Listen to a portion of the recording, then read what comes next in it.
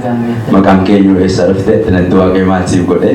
Maqaan koo Geetuu Tarrafaan jedhama. Kan itti beddeleenaan dhufe. Naasti waaqayyo wanta naagata keessaa asitti natti qubee ture jechuudha. Tooni hojii jedhu. Guddi kiyya baay'ee tooni hojii jedhutti wanti inni hojjetu sun xiqqoo hojii kiyya namni jechuudha. Kanaaf na dhukkubee baay'ee hojii kana keessaa waan ta'e jechuudha.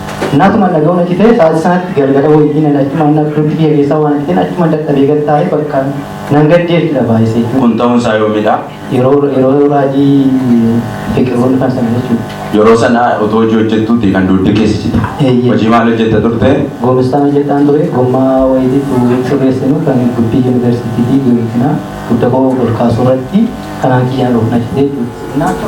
Achi bakka na dhukkubee gara torbii tokko sun wajjin hojjetin osoo dhukkubsatu akkasitti konkolaatii waamamee as nan dhufee jiraatii fiqiroonni namoonni dhukkubsatan as baay'inaan as bahee bakka dhaqii gattee achitti na baatanii kadhatanii isaan booddee biyya na fayyee guyyaa sun guyyaa roobii yoo fakkaata isaan na kadhatanii amoorota isaa hojii deebi'ee galee boodii dhaalee ture kadhatame boodii isaan boodii galee duraan maal gochuu dandeessu akkasitti gajjachuu hin danda'u waan isaa gajjachuu hin danda'u bakka yeroo na ilaalu namni nagaan fakkaata garuu gajjachuu hin danda'u taa'uu hin danda'u yoo na gadi jedhe ta'e lafaa waa fuudhu waan ta'e akkas bukkee irratti gajjatee malee akkasitti akka nama gajjachuu hin danda'u ture erga gaafasii kadhatametti jijjiiramatti argite bulee isaa hojii magalee hojii jechuu qabee har'uma sii kadhatamee godhattee hojii jalqabe waaqayyoodhaaf harka walitti buusaa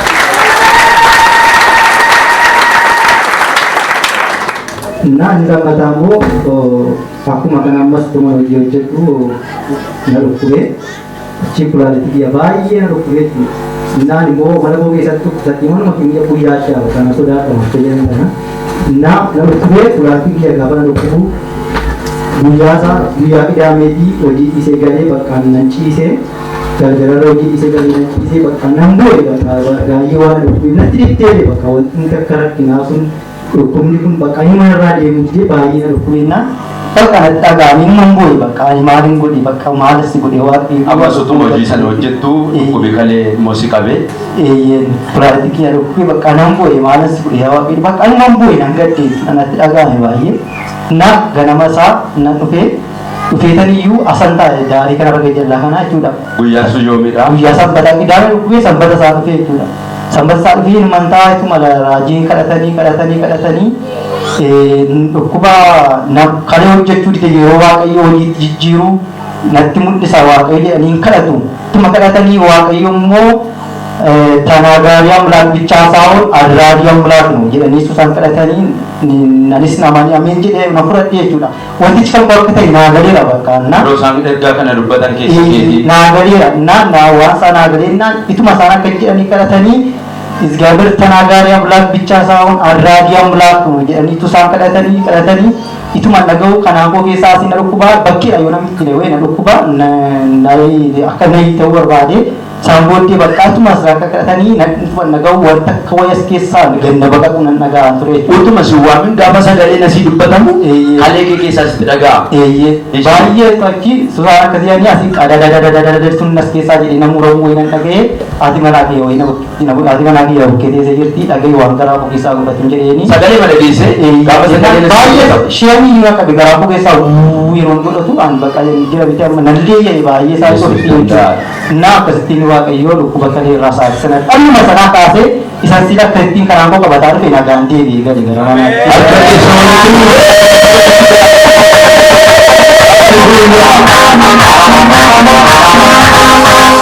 nama sin bukkee dafaa qabaa ergaa kanatti himaa har'a ganama jedhaani sagalee dhageessisee sirraa deema jedhaani galata guddaa waaqayyoodhaaf itti dabala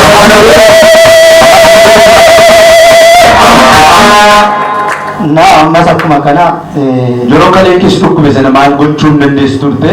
Yeroo sana baay'ee dhukkubaasii yoo namni itti nagoo dhukkuba asirra beekuun bulle gaafa sana baay'ee waan dhukkuba akkas ta'isa yeroo garagalu immoo kanaan koo qabadeen akkas naannee fiisaa jechuudha yeroo sana erga gaafa sagaleen addanaa sii beefaayiteeti yoo gaafa sana qidaafanneen akkuma duraa sana qidaafee isaa hojii dhiisee waan hangaleef sanyoo isaa deebiin hojii galee sanyoo masaa deebitee hojiitti deebite amma mee gaafa sana waan gochuu dadhabde amma godhi nu argisiisi ol jedhii gad jedhiiti haaleluyyaa isa kana godhu waaqayyoodhaaf galata dachaa dabala na ammas immoo gaafa jumba ko sadii keessa xumura isaa kana duraan dhukkuboonni qabaan ture jechuudha. Innaa dhukkuboonni qabaan ture yeroo sanatti obsaala beddelleetti waamennaan waan tokko furmaata waan naan gooneef obsaala dhuunfaan nama gildii bira deemee deemna dhukkuba akkasii waan qabduu fi dhukkuboonni qabdaa ofii keetti ofan qaba akka biyya.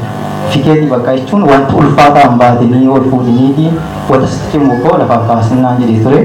Ishi jedhee fudhadhee galee yeroo sanatti marfeedhaa fi qoricha naa kennanii achi yeroo sanatti waan dhukkubaa turee fi hanga guyyaa shanii waata fudhadhe dhukkuba sana baatee qoricha sana jechuudha. Saamboodina dhiisee naan nama dhiisanis qoricha jechuudha. Naa akkasumaan jedhanii naan itumaan achi hojii hojjedhu gara kana yeroo dhufetti immoo as dheengadda dhukkubichi deebiin natti ka'e. Qidaamee ulmasaa gaafa jimaata sana dhukkubee qidaamee isaa baay'ee humnaa olatti cimee bakka saamboodii nan galee naan na dhukkubee dhiiga nafaa funyaanii na ba'a. Akka nama bakka yeroo na dhukkubitti jilbi koo gadi baay'ee na haadudha jechuudha. Amma fayyadamtoota waan ta'eef jabaadhu dhugaa bahi. Achi jilbi koo gadi na haadhoodha. Danda'ee dhaabatti yoo namni qabe malee shinti beetii daamara mina keessi qofii kooti deemuu danda'u ture jechuudha. Na dhukkubee achi sanbata daamee isaa akkasitti sun akka jikoo warra buusin akka dhiyyeetti akka dhukkubeetti akka maraatiitti buleeta. Sanbata isaan dhufee jechuudha. Sanbata isaan dhufee waldaa kana dhufee nan taa'ee taa'uu hin dandeenye nan ciisadhee ciisuu hin dandeenye. Akkuma seenaa argite sana sa'aatii hanga sa'aatii akkuma hanga sa'aatii biiroo ciisaa turte. Biiroo ciisaa ture. Baay'ee siqaa mana argee bakka wanti argee wantuma addaatiin namni dhukkubsate yookiin immoo nama dhukkubsate duwwaa rakkoo namaa beeka. Akkasitti bituu haqeetuun tasa qaayuu bakka sa'aatiin kadhannaa ga'ee nan dhufee raajiin naa kadhatanii.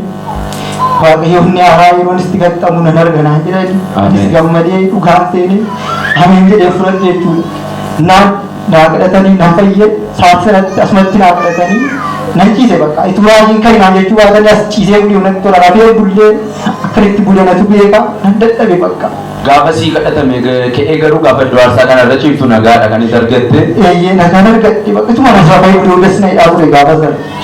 Natti tole bakka rafee bullee akkasitti adii nan kaa'aa adii gadambaa bakka nan deemachuuf deemu miillaan ejjetu siqaa himatu na arguun bulee isaan booddee as ganfee booddee isaan naa kadhatanii gaffayyee booddee natti tolee isaan booddee kadhatanii kan naan jedhanii akka isaan bakka waaqayyo ikoonomiitti wantoonni maatis eebbisanaa jedhanii naa kadhatanii booddee asiyyuu dhaabanne bakka nan galee bakka fiigee nan galee as sabooddaa bakka dhaabannee sassira ati manaa kee qabdee bitte amma fiigaa mana amma taaksii bira ga'utti bakka amma mana ga'ee bakka jedhutti jechuudha. Milikitii dhukkubaa sun ergasii keessatti dhaga'ame. Natti dhaga'ame fiigee magaleeta nan galee egaa galee booddee inni arrame bakka hanga saddeetti mana ga'eetan hanga harkan keessaa tokko walakkaatti irrafe ofiyyuu hin beeku bakka irrateetan. Guyyaa masaddanaa gale. Isuma addanaa gale hanga isaa tokko walakkaatti irrafe egaa irratee oddoon rafu dakkisiisee bishaan irraa yaasee bakka nan fayyee noormaaliin ta'e harkuma naatuma jedhu harkan saayitii saddeet torba akkasuma waan akkasitti immoo ammas dhukkuba biraatiin dhukkubsatte bakka ammas jechuudha.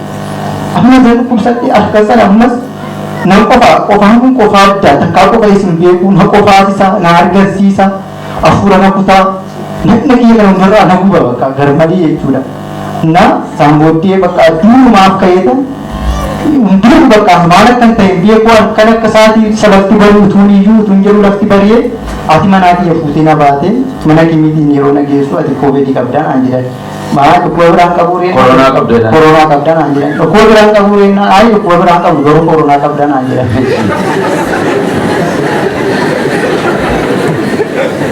Ishi bakka natti tolu dhugaa akkasaan jechuun isaanii. Ituu isaan dhukkuba biraan natti mali wanni naan jedhani baay'ee qabbaadhiidha wanti waaqayyo barsi immoo onnestii jira naan jedhe.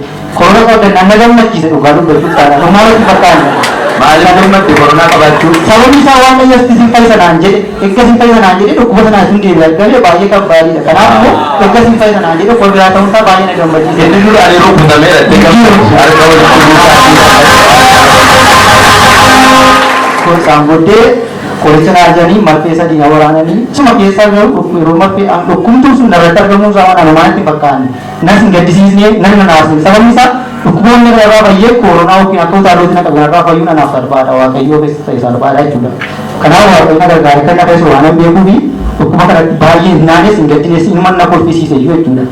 Na achiisee qorichicha waraannatee Nanggari maksin kaya tu na jenna lo ini na wata tu maksin nanti macam jadi mak jenna nau kam san jadi nana semika pernah jenna lakya semika ugara sewa kayu benih jadi ni tazah dua titik nak kerja tiap hari orang tu mau cuma tiba kali wan sakit yang biar kemana indiki woi nak kapte jadi masih mereka terus tu asrawan balik nak gata usir ada tu apa anu masih mereka dulu mereka jalan tu mau jalan mereka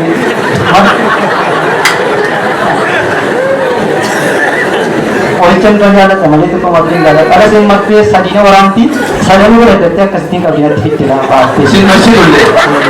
Isi. Nah, cuma orang. Nak besar tu. Itu nanti jadi itu kita orang malu. Nah, berapa yang maklum sadina sama jenis tu? Kesumaran tak ada, kesumaran ada tak boleh. Berapa masih ada?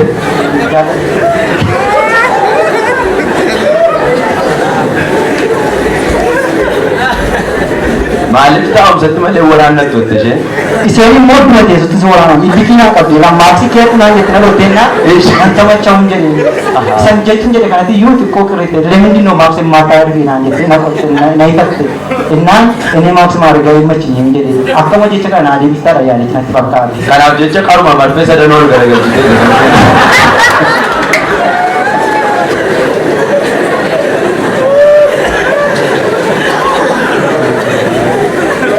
Kamar bicara nanti, jiran kami katu seperti mulut itu. Amat bicara nanti, amat gapa kami dalam sebutan saya roh ini nak kasih itu dah tahu. Amat gapa kami dalam apa marke gapa saya orang lupa tu. Amat akmal itu jiran orang baru negara. Siapa mana kita ini bu? Masalah ini itu mau masalah gawa kita. Orang kiri. Isi. Nah, bahkan mana jipe, kalau tu lama julu, kalau tu orang foyi kawan na. Referia di nanu jira. Saya pun tidur mampir ada bahkan nak pun hospital jalan tu. Kalau mana macam tu pusat jiwa, dia pun sikai dah, hati lagi jedu, asyik jedu, mageran mana magasi jalan tu. Nah, sahaja orang tu, kalau saya ni referi kausir kawan sahaja cisu, or kaya tang kok mati kaya aku mana gade. Akhirnya ni lagi number pada. Mak kau ni nang gana bujuk aku senang nak cius dan dojar. Anu mobil berbahan ni tu, robi sa, nak muke. Gaho wal darufu rajini tu makala tani zaiti atma kala tani kun gura sananta pani zaiti aku mati na aku sani sasi odok si ram bisir na jene berada ber karena dua na jene wa ambira na jene amen jene pura dewa kam amen aci ore nan gapal mami cina ile maspe astina raka ni sinarai kani pai dia kana jene bujum sari kudu corona ra pai dia coba kalau itu bisa